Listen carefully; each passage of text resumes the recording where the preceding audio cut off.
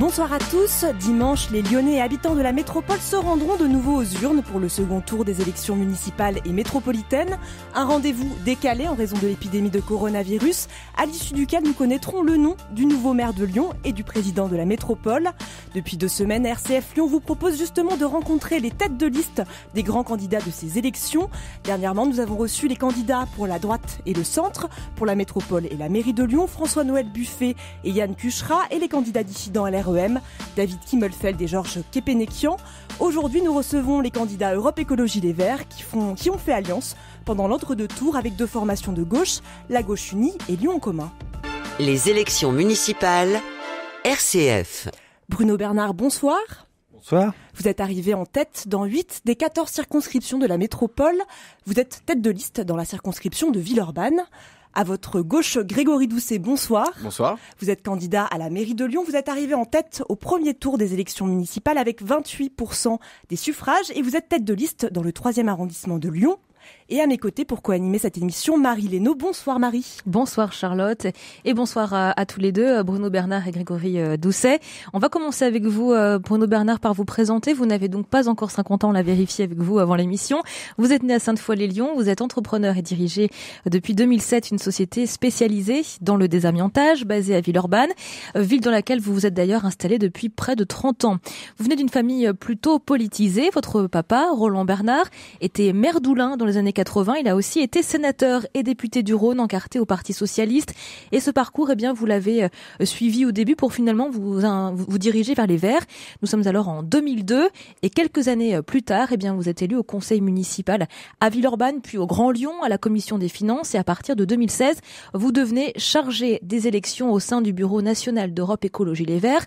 À ce stade finalement de votre carrière politique, vous pouvez prendre finalement plusieurs chemins très différents. Pourquoi vous lancez dans la course à la métropolitaine, à la présidence de la métropolitaine? J'aime pas trop le mot carrière. Pour moi, on ne fait pas carrière en politique. On est là pour servir les habitants. Et moi, une cause politique, celle de l'écologie. Et donc, pourquoi je suis candidat aujourd'hui? C'est parce que quand la décision a été prise cet été, j'ai considéré que même si dans mes entreprises, je prenais du plaisir et que j'étais très heureux, l'urgence climatique, l'urgence de devoir agir maintenant pour changer nos politiques était venue et que simplement les écologistes ont considéré que j'étais le candidat le mieux placé pour remplir cette mission. Et qu'est-ce qui vous intéresse dans la gestion de la métropole, dans sa grande dimension? dimension? Agir concrètement pour le quotidien des gens, mettre fin à la pollution, par exemple dans la métropole qui touche les plus fragiles, les plus démunis qui vivent près des axes les plus pollués. Ça fait partie de nos axes. La solidarité, le logement. Et je ne vais pas vous énumérer tout le programme d'un coup, sinon l'émission va être un peu triste. Effectivement. Et Grégory Doucet, vous avez 46 ans, vous êtes né à Paris, vous êtes diplômé d'une école de commerce à Rouen, et des villes et des pays, vous en avez traversé plusieurs finalement. Vous avez vécu aux Philippines, au Népal. Votre milieu professionnel, vous, c'est le monde associatif et les ONG. Récemment, vous étiez aux commandes des opérations de l'Afrique de l'Ouest pour Handicap International, et vous vous installez à Lyon en 2009. Vous êtes finalement un jeune Lyonnais. Alors qu'est-ce qui vous a attiré ici et qu'est-ce qui vous a fait rester à Lyon? Après plusieurs années d'expatriation, vous le disiez, notamment là, j'avais terminé une dernière mission humanitaire au Népal. J'avais envie de m'installer, trouver un endroit pour m'enraciner. Donc j'ai choisi Lyon. À l'époque, j'avais un fils qui était encore en bas âge. Le deuxième allait arriver juste après. Je souhaitais pouvoir bénéficier d'une qualité de vie pour pouvoir y élever mes enfants. Et qu'est-ce qui vous a plu au point de vous engager aujourd'hui pour cette ville? Alors la question du climat que Bruno a évoqué juste avant, c'est un sujet pour moi qui me tient à cœur depuis des années. Vous savez, en habitant aux Philippines, j'ai eu l'occasion de voir ce que représentait un typhon d'assez grande puissance. En habitant au Népal, j'ai pu voir à quoi ressemblait la fonte des glaciers et les conséquences que ça pouvait faire peser sur des bassins de population immenses. Voilà. Bon, ceci dit, pas besoin d'aller si loin. Vous allez en vallée de Chamonix voir la mer de glace et vous pourrez faire le même constat. L'urgence climatique. Voilà, en 2 mots, c'est l'urgence climatique pour moi aujourd'hui qui m'habite. Et dans ma carrière professionnelle, j'ai voulu travailler auprès des gens. J'ai travaillé d'abord dans l'économie sociale et solidaire, puis dans l'humanitaire. Et j'ai pris conscience que ces interventions étaient nécessaires, étaient bénéfiques, mais qu'il fallait les relayer les amplifier avec un travail sur les politiques publiques. C'est d'autant plus nécessaire avec l'urgence climatique qui nous guette. Le climat, l'urgence climatique, est-ce que c'est finalement le geste quotidien qui peut faire avancer les choses ? Et si oui, quels sont vos gestes quotidiens respectivement à tous les deux en matière d'écologie ? Alors les gestes quotidiens, oui, on est tous des contributeurs, bien évidemment. On peut tous être des contributeurs et des contributrices. Néanmoins, on a besoin de politiques publiques. Sur les questions des déplacements, par exemple, mais Bruno aura à cœur, j'imagine, d'en parler. Si vous construisez, si vous établissez suffisamment d'espace pour les piétons, pour les vélos, pour les transports en commun, vous incitez les gens à avoir des modes de déplacement qui sont plus vertueux pour la planète. Voilà. Donc ce n'est pas simplement des choix individuels, ce sont aussi des choix individuels, mais ce sont aussi des choix collectifs. Pour répondre à... Mais non, je vais d'abord te laisser répondre, Bruno, peut-être sur... On répondra sur nos choix, sur vos choix. On a envie de savoir aussi comment au quotidien vous travaillez sur l'écologie. Mais les habitants font beaucoup déjà individuellement. Alors pas tous, pas toutes, mais il y en a quand même beaucoup qui participent. Nous, notre responsabilité, c'est de le rendre possible pour tout le monde. Donc c'est que tout le monde puisse se déplacer sans polluer et se passer d'une voiture qui coûte cher en plus.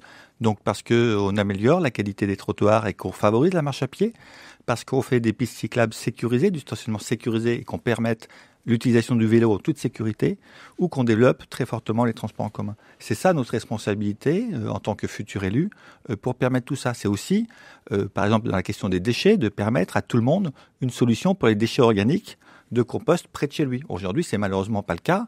Typiquement, moi, où j'habite, je n'ai pas de solution de compost à proximité de chez moi. Vous n'avez pas de compost chez vous ? Et non, parce que je n'ai pas de copropriété ou de parc et que sur l'espace public, il n'y en a pas un à moins de 15 ou 20 minutes à pied qui, en plus, est déjà saturé.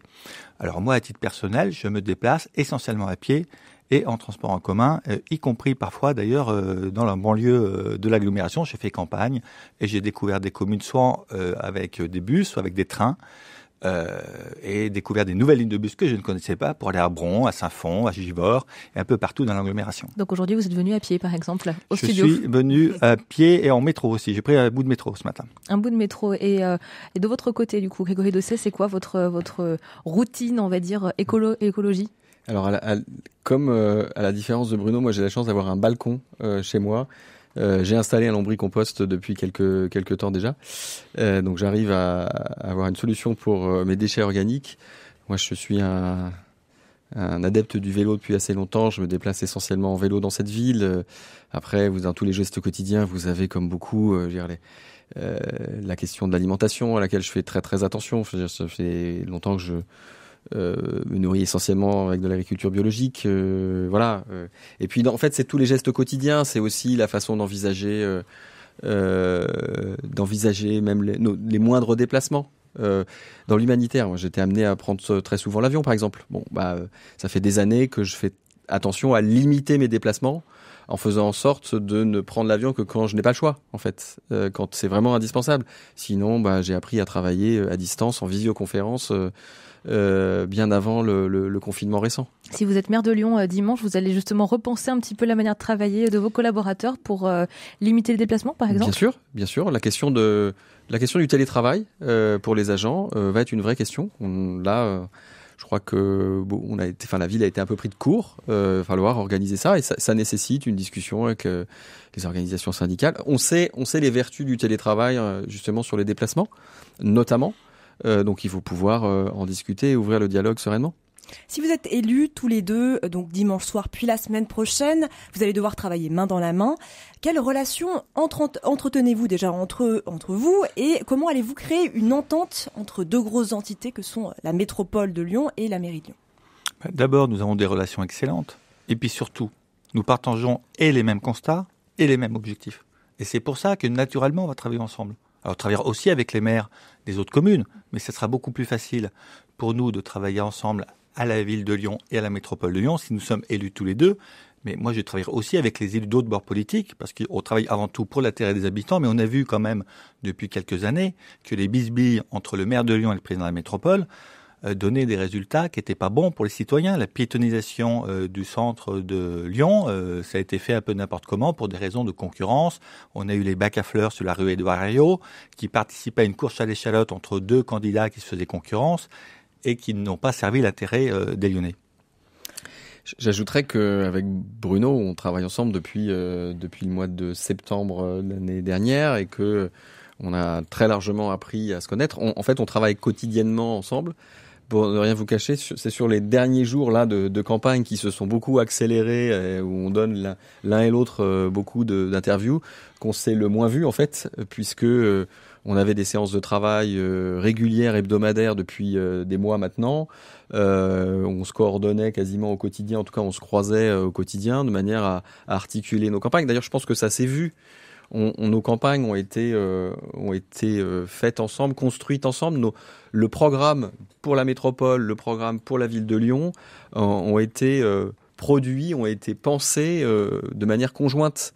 Donc avec Bruno, on a travaillé les contenus ensemble depuis maintenant très longtemps. Donc on a quand même bien appris à se connaître à la fois dans nos engagements politiques, et puis voilà, quand vous fréquentez quelqu'un pendant des mois, forcément on a eu aussi quelques occasions de se connaître un peu plus dans l'intimité, mais on va pas vous en parler aujourd'hui. Oh bah vous pourriez, hein. Je rajouterais quand même qu'en plus on est favorable au non-cumul des mandats. Donc chacun dans sa fonction va gérer ses responsabilités, on va se coordonner tout le temps, mais nous on est contre le cumul des mandats, on va pas notamment multiplier les postes dans l'exécutif, l'un ou l'autre. Voilà. Et vous allez travailler main dans la main. Bien sûr. On va parler un petit peu des alliances, l'alliance que vous avez créée, on va dire, pendant l'entre-deux tours. Vous étiez largement, on va dire, le bulletin, en tout cas, et tous les électeurs ont voté largement pour vous dès le premier tour, que ce soit aussi bien pour la métropole que pour la mairie de Lyon. Ça change un petit peu selon le dernier sondage maintenant, mais enfin, vous étiez quand même très favorable, on va dire, pour ce second tour. Pourquoi une alliance avec la gauche? Pourquoi est-ce que déjà vous avez essayé de négocier avec tous les candidats qui sont aujourd'hui au second tour? Bien sûr. Moi, j'ai tendu la main, Bruno également, au-delà de la gauche. Quand on s'est rencontrés avec les différentes formations politiques, Lyon en commun, menée par Nathalie Perrin-Gilbert ici sur la ville, la gauche unie avec Sandrine Runel et Renaud Père pour la métropole, et puis Georges Képénékian, David Kimmelfeld. On les a rencontrés. On a discuté contenu programmatique. Ça a été assez simple avec nos partenaires de la Gauche Unie et Lyon en commun. On s'est tout de suite retrouvés sur la vision, sur le contenu politique, à tel point que on a déjà eu l'occasion de s'exprimer, Bruno et moi, sur le sujet. Nous n'avons pas changé notre programme. Nous avons simplement rassemblé autour de l'écologie. Voilà. Toutes celles et ceux qui souhaitaient s'engager pour la transition écologique étaient les bienvenus. Voilà, concrètement, on a pu avancer sereinement avec les deux formations que j'ai déjà citées. Vous avez convergé avec la gauche, ou c'est la gauche qui a convergé avec vous? Non, mais au premier tour, on avait rassemblé les écologistes et des écologistes au-delà de ELV, avec énormément de candidats issus de la société civile, ceux qui ont organisé les marches pour le climat, qui militent pour la biodiversité, pour le vélo, pour limiter la publicité, pour les droits humains, qui constituaient nos listes. Et avec eux, nous avions construit un programme au premier tour qui a été présenté aux électeurs. Parallèlement à ça, il y a une autre démarche qui a été faite par la gauche, qui s'est rassemblée, une autre démarche respectable également, et qui a construit un programme. Et on s'est quand même rendu compte dans les campagnes que nos programmes étaient quand même très proches. Et donc c'est assez naturellement que nous nous sommes rejoints autour de la transition écologique et de la justice sociale. Un programme donc qui est resté écolo, votre programme de base. Et beaucoup d'entreprises se sont dites inquiètes de cette période post-Covid, d'un tournant vert peut-être qui arrive, d'une vague verte, puisque nous sommes d'autant plus en pleine crise économique. Quels signaux souhaitez-vous envoyer aux acteurs économiques, aux investisseurs, Bruno Bernard? Alors on les a beaucoup rencontrés. Donc je peux vous dire d'abord qu'ils ne sont pas si inquiets que ça. C'est-à-dire que l'inquiétude d'appels anonymes dont on découvre maintenant qui est derrière, de personnes qui sont dans l'insulte, dans la caricature et qui ne font pas honneur au débat public, aujourd'hui, ne représentent pas les entrepreneurs. Les entrepreneurs, ils ont intégré d'abord la question de la transition écologique et ils sont prêts à le faire. Et c'est finalement les politiques actuelles qui sont aux manettes qui donnent du retard à tout ça. Donc notre programme, il est créateur d'emplois à travers l'isolation des bâtiments, les travaux publics. Quand on fait un réseau express vélo, c'est de l'activité pour eux. Une démarche zéro déchet qui va créer 100 000 emplois, parce qu'on va faire de la formation, du tri, du recyclage. Donc notre programme, il redonne du sens à l'économie. Et pour notre arrivée aux commandes, une des premières choses qui va être faite pour aider les entreprises, c'est relancer la commande publique, puisque nous sommes les premiers acteurs du territoire de la métropole de Lyon, et la ville de Lyon a aussi un rôle important. Et donc, c'est de relancer des projets, de relancer la commande publique. Et la deuxième chose, c'est d'aider les secteurs économiques en difficulté, comme la culture ou le tourisme. Je sais notamment que Grégory a beaucoup de propositions là-dessus. C'est vrai que sur la question de la commande publique, moi j'ai déjà annoncé que nous investisserons sur la mandature 1 milliard d'euros. Donc c'est 1 milliard d'euros qui vont essentiellement bénéficier aux entreprises locales. Bruno a déjà cité quelques exemples. Travailler sur la construction d'écoles, la rénovation thermique des bâtiments publics, tout ça, ça va donner de l'activité économique pour les entreprises locales. De la même façon, concernant le secteur de la culture, qui a été extrêmement mis à mal avec la crise sanitaire. J'ai déjà annoncé la mise en place d'un fonds d'urgence de 4 millions d'euros, là, dans l'été, si bien sûr je suis élu, pour aider les structures les plus en difficulté. Donc, comme le disait Bruno, il y a ceux qui effectivement ont pu publier certains appels. Après, moi aussi, sur la ville, j'ai rencontré des entrepreneurs. Juste avant de venir vous voir, j'étais avec un porteur de projet. Beaucoup en fait ont envie ou sont déjà dans la transition écologique, ont compris que la transition écologique, elle arrivait. Donc, vous pouvez être dans la résistance ou vous pouvez au contraire essayer de l'intégrer. Alors certains vont avoir besoin d'accompagnement, vont avoir besoin de soutien. Je crois que certains, je vous relate ce que certains ont pu me dire. On va avoir besoin qu'on les aide à former leurs salariés. D'autres vont avoir besoin qu'on les aide à faire des diagnostics de leur empreinte environnementale. Bon, tout ça, il faut le travailler, mais il faut le travailler avec une méthode que Bruno et moi partageons. C'est le dialogue. C'est d'essayer de construire avec les chefs d'entreprise. Je crois que c'est comme ça qu'on arrivera à aller de l'avant et à prendre la direction, à engager cette ville dans la transition écologique. On va parler maintenant de problématiques très concrètes qui touchent directement les Lyonnais et les Grands Lyonnais. Le trafic déjà important à l'entrée, la sortie de Lyon pour pas forcément les Lyonnais qui travaillent, on va dire, de manière intramuros, qui n'ont pas forcément besoin de prendre la voiture, mais je pense à ceux qui sont au-delà, dans d'autres communes de la métropole. Quelles solutions concrètes est-ce qu'on peut apporter pour fluidifier le trafic ou enlever les voitures ou leur permettre de mieux se garer? Qu'est-ce que vous proposez là-dessus directement? Alors, la solution, c'est pas une mesure, c'est un panel de mesures pour donner des alternatives à la voiture, y compris à ceux qui habitent le plus loin. Le premier, c'est un RER à la lyonnaise, le réseau express métropolitain, qu'on peut mettre en place. On a des gares SNCF qui fonctionnent sur la métropole, et l'enjeu, c'est de remettre des trains, de faire les voies ferrées d'ailleurs quand elles ne sont pas faites, et de travailler avec la région et le président de la région Rhône-Alpes. Oui, il faut que les deux collectivités veuillent le faire. On veut aussi faire une tarification unique pour que les habitants qui prennent le train puis les transports en commun ne payent qu'une seule fois. Et donc ça, c'est un enjeu important. Aujourd'hui, à la région, on leur a invoqué à diminuer le nombre de trains. C'est ça la réalité. Donc j'espère qu'il va revoir sa politique ou qu'on changera de président de région. Ça, c'est un premier point. Après, il y a le développement des bus. Il y a le développement du réseau express vélo avec le vélo assistance électrique. On peut aujourd'hui, sur des distances de 10, 15, 20 km, passer au vélo. Donc il y a plusieurs panels et puis naturellement, il y aura encore des déplacements en voiture. On va multiplier les parcs relais et travailler sur l'autopartage ou le covoiturage. Mais l'idée, c'est pas de sortir la voiture de Lyon. Si, non, mais c'est pas de sortir complètement, c'est de diminuer la place de la voiture pour des alternatives moins polluantes. La priorité, c'est qu'on n'ait plus une agglomération polluée. Et donc, naturellement, pour ça, on ira notamment vers la sortie du diesel à la fin du mandat. Donc, plus de vélos à Lyon, plus de vélos dans la métropole de Lyon. Quelle place vous souhaitez accorder au vélo? Quel sera le nouveau visage de Lyon avec plus de vélos? Grégory Doucet. Sur Lyon et la métropole, Bruno l'a rapidement évoqué, nous allons mettre en place un réseau express vélo, un rêve, qui permettra de se déplacer sur de grands axes très circulants et sécurisés. C'est très important. Beaucoup de gens aujourd'hui ne prennent pas leur vélo parce que les pistes cyclables ne sont pas continues, mais aussi parce qu'elles sont jugées trop dangereuses. Donc voilà, ce réseau express vélo permettra de circuler dans la ville d'est en ouest, du nord au sud, de manière sûre.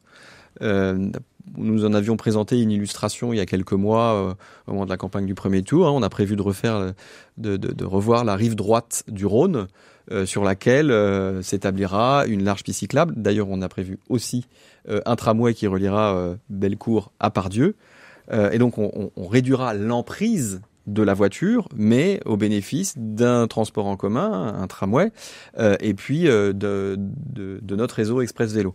Mais partout dans la ville, en fait, il sera possible de se déplacer à vélo. Lyon sera une ville 100% cyclable. Ça sera aussi une ville 100% marchable. Ça veut dire sécurisé aussi pour les vélos. Oui, ça veut dire que nous allons, alors sur certains quartiers, certaines rues seront piétonnisées. Donc ça veut dire qu'on pourra s'y déplacer aussi en mode doux, en faisant bien sûr attention aux piétons. Il faudra apprendre le partage de ces espaces piétons. J'ai annoncé d'ores et déjà que la ville sera passée en zone 30. Donc zone 30, ça veut dire que sur les grands axes circulants, pour les voitures, il sera toujours possible de rouler à 50 km/h, mais sur toutes les rues adjacentes, la vitesse sera limitée à 30 km/h, ce qui permet d'établir notamment un double sens cyclable et donc de circuler partout dans la ville aisément en vélo. Et puis je voulais insister sur l'importance de la marche à pied, qui est le moyen de déplacement le plus efficace pour les déplacements courts et qui aujourd'hui malheureusement est sous-utilisé. Donc il y a un enjeu de sanctuariser les trottoirs où les voitures, les vélos ou les trottinettes n'ont rien à faire dessus. On va sécuriser les abords des écoles. On va végétaliser aussi pour que ce soit plus environnement, élargir, plus de zones piétonnes et puis ajouter des bornes à eau, des bancs, également des panneaux indicateurs de temps pour démontrer qu'à pied, par exemple entre ici et Bellecour, finalement, il n'y en a jamais que pour un quart d'heure et inciter les gens à prendre la marche à pied comme moyen de déplacement qui est le plus efficace. Sur le réchauffement climatique, on en a déjà dit quelques mots, mais comment est-ce qu'à l'échelle d'une ville comme Lyon, on peut avoir un impact sur ces 2-3 degrés qu'on devrait avoir de manière supplémentaire sur les températures? Comment est-ce qu'on peut les prévenir et puis surtout s'y préparer, quoi? Vous avez évoqué les deux sujets qui sont clés concernant la question climatique, c'est-à-dire que le bouleversement climatique, il est en cours. Voilà. Il est en cours, mais on sait qu'on doit en atténuer les effets.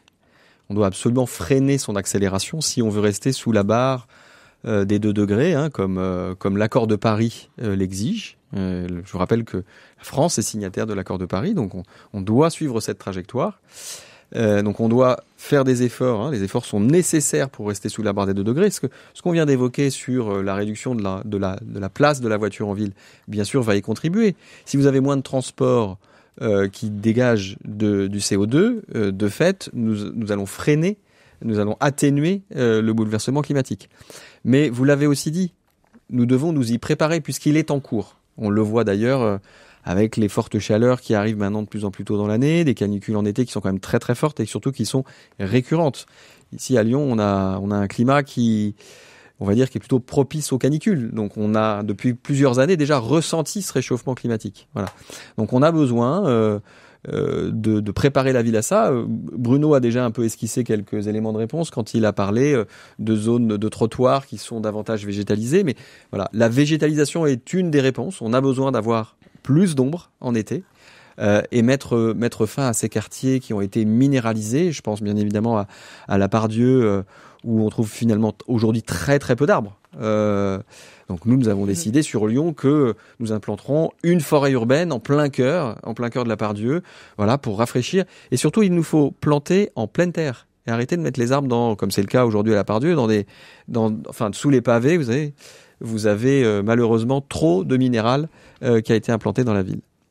On va changer de sujet. Vous parlez d'ailleurs. Et terminer. Dernière question sur la fête des Lumières. Les Lyonnais et les Lyonnaises sont très attachés à cette fête qui a pris beaucoup de centralité, beaucoup d'ampleur durant cette dernière décennie. À quoi ça va ressembler la fête des Lumières si vous êtes maire, Grégory Doucet ? Alors, il a été dit que je souhaitais interdire la fête des Lumières, donc je profite de l'antenne que vous m'accordez pour rassurer tout le monde. La fête des Lumières continuera bien sûr à avoir lieu à Lyon dans les prochaines années si je suis élu maire. La fête des Lumières que je souhaite pour les prochaines années est une fête des Lumières qui devra retrouver le sens initial de la fête, c'est-à-dire qu'une fête de partage, une fête où chacun peut prendre sa part. Je souhaite par exemple que la prochaine édition soit dédiée au personnel soignant qui ont œuvré pendant toute la période de confinement, mais encore aujourd'hui, toute la période de crise sanitaire, qui ont œuvré pour soigner toutes les personnes malades. Ça me paraît indispensable aujourd'hui de leur rendre hommage. Merci beaucoup. Merci Bruno Bernard, merci Grégory Doucet d'avoir été avec nous. Vous pouvez retrouver tous les candidats en podcast sur le site de RCF Lyon. Merci et bonne soirée à tous. Merci. Merci beaucoup.